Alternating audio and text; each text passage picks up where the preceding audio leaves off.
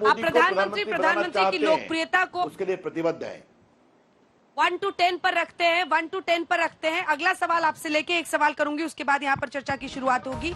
जब स्नैप पोल में ये सवाल पूछा गया कि बिहार का पसंदीदा प्रधानमंत्री कौन, क्योंकि खबर आ रही है देखिए, और अब तो नीतीश कुमार भी खुल के कह रहे हैं कि 2014 वाले 2024 में लौटेंगे तब ना, यानी प्रधानमंत्री की दावेदारी को लेकर वो अब सीरियस होकर मैदान में उतरना चाह रहे हैं 24 के लिए।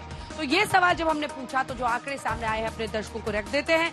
नरेंद्र मोदी की लोकप्रियता 44%, 44% यहाँ पर है। प्रधानमंत्री के तौर पर बिहार की जनता इस स्नैप पोल में प्रधानमंत्री नरेंद्र मोदी को ही दोबारा चुनने की बात कह रही है। वहीं नीतीश कुमार 22% पर पहुंचे हुए हैं बिहार में। याद रखिए ये बिहार का स्नैप पोल है। बिहार में राहुल गांधी के नाम पर 18% लोगों ने वोट किया है। तो नरेंद्र मोदी 44%, उसके आधे पे 22% पे नीतीश कुमार, राहुल गांधी 18%। तो ये हमने ये भी पूछा कि बिहार में किस पार्टी को वोट करेंगे आप, तो महागठबंधन के लिए 48% लोगों ने कहा और एनडीए के लिए 31 यानी 31% ने कहा। प्रधानमंत्री नरेंद्र मोदी की रविशंकर प्रसाद जी लोकप्रियता 44% है बिहार में। और अगर आप इस 44% के बदौलत ये मानते हैं कि आप नीतीश कुमार को पूरे बिहार, पूरे देश में आप हरा पाएंगे, तो क्या स्ट्रैटेजी है? दूसरी तरफ बिहार का ये स्नैप पोल जरूर है, लेकिन देश में अभी तक नीतीश कुमार की लोकप्रियता का कोई पैमाना नहीं है। क्या वो एक बुलंद विपक्ष की आवाज अगर बनते हैं तो कसौटी नहीं बड़ी हो जाएगी? नहीं, मैं फिर कह रहा हूं, मैंने आपसे पहले भी कहा था, इस जमहूरियत में सबको प्रधानमंत्री मुख्यमंत्री बनने का अधिकार है, सोचने का अधिकार है। तो नीतीश जी सोचते हैं तो कोई नई बात नहीं है, बहुत दिन से सोच रहे हैं।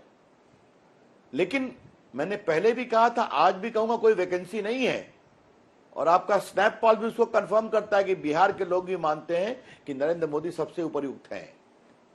अब वहां पर तो लंबी लाइन लगी हुई है, ममता जी हैं, अरविंद केजरीवाल जी हैं, केसीआर जी हैं, बहुत लोग हैं ना, राहुल जी तो ही है।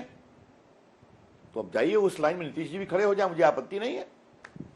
लेकिन देश नरेंद्र मोदी को वोट देंगे, लोकसभा में भाजपा और भाजपा के साथ के एनडीए के सहयोगियों को निर्णायक बहुमत देंगे, इसमें हमें जरा भी संदेह नहीं है। मैं पूरी जिम्मेदारी से कह रहा हूं।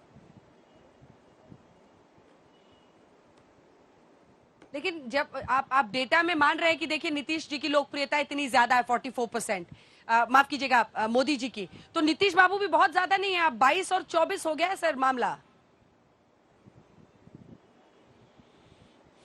देखिए, आप एक बात नहीं समझती हैं अंजना जी, तो अब जरा सुन लीजिए मैं क्या बोलना चाह रहा हूं। अब देवेगौड़ा और गुजराल का समय खत्म हो गया। अब देश की जनता स्थायित्व चाहती है, एक नेता के पक्ष में खड़ी होती है। वो क्या काम करते हैं करके दिखाते हैं। और जिस तरह से मोदी जी ने गरीबों के लिए काम किया, उनकी सरकार ने देश को सुरक्षा दी है, भारत का आत्मसम्मान बढ़ाया है, 200 करोड़ लोगों को फ्री कोरोना का टीका लगाया है, सब देश ने देखा है ना। ये होता है चुनौतियों के साथ खड़ा होना। तो आज का विषय उसका नहीं है, उस पर कभी आपसे अलग से बात करेंगे। लेकिन देश के मिजाज को आप 2+2 4 करना जो सोचती हैं कि वो वहां चले गए, वहां चले गए। अब देश नए आत्मविश्वास जी, 2 पैनल बीजेपी हैं यहाँ। मुझे कोई गुरेज नहीं है कि क्यों कर आप उनको बुला रहे, बुलाना चाहिए। बस आ रही हो शक्ति जी, एक आखिरी सवाल उनसे पूछेंगे, फिर मंत्री के पूर्व मंत्री जी चले जाएंगे हमारे साथ। रविशंकर जी, एक आखिरी सवाल है।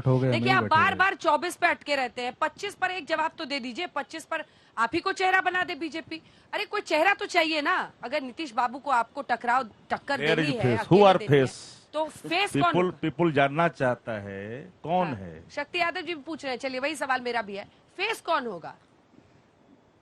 अच्छा, पहले मुझे ये बताइए, अगर आपको मुझे आपके पैनल से बात करना है, मैं सभी मित्रों का सम्मान करता हूं, तो मुझे क्यों बुलाया था? आप उनसे आराम से बात करिए, उनको मुझसे परेशानी हो रही है, तो आपको मुझे नहीं बुलाना चाहिए था। मैं उनकी आपत्ति है, उस आपत्ति का सम्मान करता हूं, आपसे आराम से बात करूंगा। 25 भी जीतेंगे और विश्वास से जीतेंगे। बीजेपी की विजय होगी, निर्णायक विजय होगी। बहुत बहुत धन्यवाद, नमस्ते।